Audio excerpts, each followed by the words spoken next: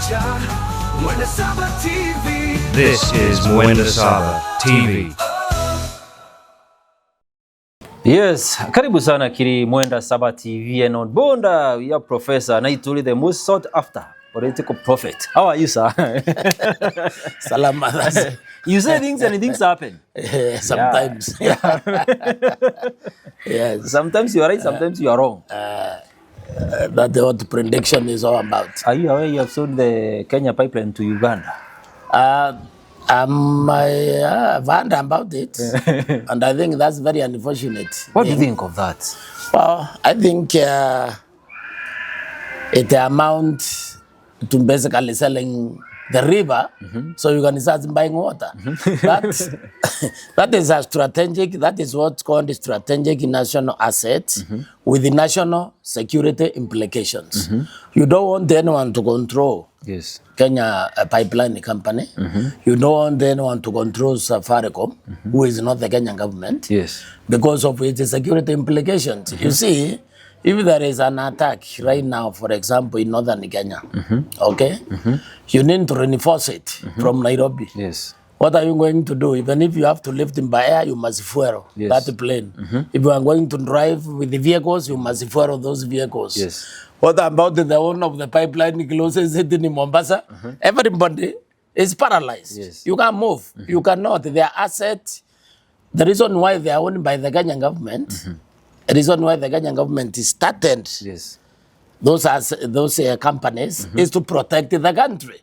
So what you are doing, you are surrendering the protect of the country. But you know, it may very well not even be Uganda.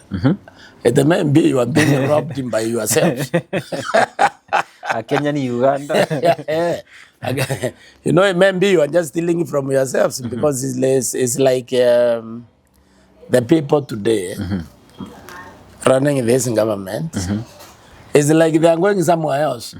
It's not like they are going to stay here with us. Because the decisions they are making, it's hard to understand. Let's view it this way. We have the airports. Also a strategic asset because it's a port of entry. The port authority. They are among the assets which are being targeted by government for privatization and maybe the Safaricom shares.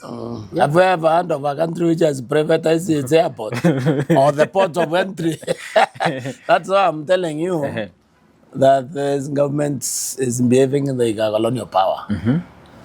Now, colonial power doesn't belong where it is. Belongs somewhere else. So it's like they are not a part of this Kenya. Like they won't continue being in Kenya. It's like we must finish everything now without thinking of tomorrow. And only foreigners can actually think like that. But the citizens who are rooted here, who will always live here, they cannot think that the world is ending today, so let's eat it to the finish. No. You think it's a bad idea? It's a very bad idea. They are saying they want some resources to have it's the infrastructure fund. It's not even an idea to do what? Infrastructure fund. Let me tell you, through development, the way you do infrastructure, the way you establish any fund. First of all, that thing they signed the other day. It will approved not, by the members of parliament. It will not pass the court. Okay, it's completely illegal. It's unconstitutional. You see, Article 26 of the Constitution is very clear.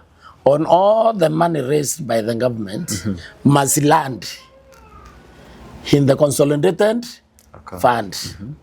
From there, the Constitution is very clear. The only person with the power to spend that money from the Consolidated Fund is Parliament. Parliament will allocate that money. When it's allocated by Parliament, then the responsibility now lands on the controller of budget to know within rules that they obey the parliamentary approval. Do you understand? Then after it has been expended, then the Auditor General comes to see that the money was spent legally and then there was value for money. Okay? That is the train of how public money is supposed to move. Now, you establish a fund outside that procedure, it's illegal. he can't move because I understand it has a board of directors. How can you have a board of directors on government money, on public money? So I don't know. I know there was a fund established like that by a prime minister. The only fund, I think, in the world, which was set up outside the constitution by a prime minister of Malaysia. And that money, as we speak, is now in jail over that money. So, you know, Professor, we may ask, are we running broke as a country? We are not running broke. I think we are people running in the country who just have no clue how country is supposed to be run. Oh. Yeah. Because the decision they are making is very hard to understand them. Because you see, I'm refusing to accept the fact that these people are just foolish or stupid. Okay? Because you see, or rather, the language people use, incompetence. I don't believe they're incompetent. Because incompetence can be removed by education. It appears to me that these people are not, something is fundamentally wrong with them, that they actually don't know what they're doing. Because you see, somebody tells you that you want Kenya to be like Singapore, right? Yes. But that same person doesn't know that there is a formula which is employed to reach Singapore. So you are telling me that person is incompetent? No, that person is not competent. That person just doesn't know how Singapore is supposed to be created and does not even know. You know, it's like trying to cook a dish. And you don't know the recipe for that dish actually exists. You see, that is not ignorance. That is probably, I don't know how you describe that kind of a person. Because that formula for making the country progress, number one, is constitutionalism. Number two is the rule of law. In other one, the formula for making Kenya great is already in the constitution, is in Article 10. Especially, forget all the other sections of that article, inclusivity and all that. Because you do all those in Article 10, you will create heaven on earth. But particularly Article 10 2C. 2C talks about good governance. What is good governance? Good governance, there is no corruption in good governance. There is no undertaking on any project without asking people. Because if Kenyans were asked, do you want the stadium? Or do you want that to build a factory? People want a factory because they will continue generating jobs. Okay? So, good governance means that you are able to interpret what is urgent. And then do that is urgent. Foundational things like agro-processing industries. Okay? ICT properly engineered through a proper education system. These are the ingredients for reaching. These ingredients are contained in good governance, in integrity, in management of public affairs, in transparency, in whatever the government is doing. There is no opacity. Everything is clear for everybody to see. Then in accountability. So they know that. It's in black and white in the constitution, but they are not doing it. But from in the beginning, people thought President Ruto is the sharpest guy ever to happen in this country. To some extent, some walikuwa wanasema wakati wa Uhuru, Ruto ndiye alikuwa anaongoza nchi. No, you know now. What happened? No, you see, if they say during Uhuru, Ruto ndiye alikuwa anaendesha.